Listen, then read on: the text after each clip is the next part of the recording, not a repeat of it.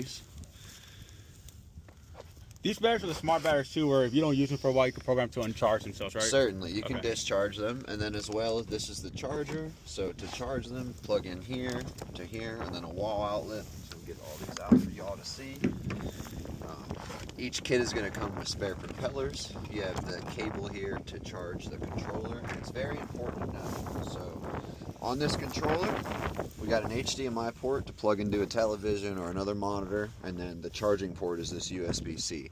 Okay. It won't take just a regular USB-C cable. You have to use the provided cable that comes with the system. Gotcha. I've made that mistake a few times. Yep. For deployment, you take it out of the box. And this is a new case they just came out with. Usually this guy's folded up like this, and it folds like so. But so where are the antennas on this one? Are these the antennas? Correct. Okay. Yes, they're in the landing gear. Here. Runs off 5 gigahertz and 2.4 gigahertz. So just your basic Wi-Fi signal. You can also, has a 20-kilometer range. But let's say you're flying in an environment that has a lot of RF interference. So you can purchase a SIM card from T-Mobile or AT&T.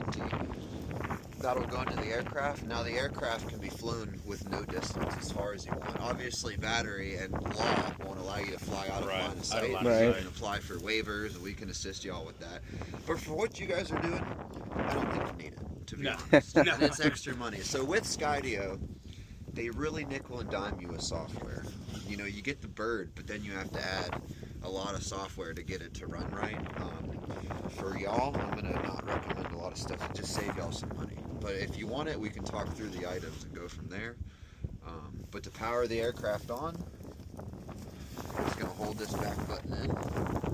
Push once or twice? Just hold it in. Okay. You'll notice the lights are powering on.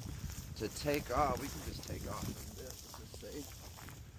When the aircraft takes off, it's going to fly up and do a scan of its area. It has sensors on it, all avoidance sensors on the front, on the bottom, on the back. So you could fly this thing into a wall and it will stop on a dime. So as far as safety goes, this is one of the better drones to use.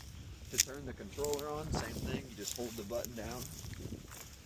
And this thing's ready to fly very quickly. So you don't need to put an antenna or anything on this controller? No. And what about calibration? Auto-calibrate itself? Everything does it itself. Now the antenna, to your point, is located inside of this cover.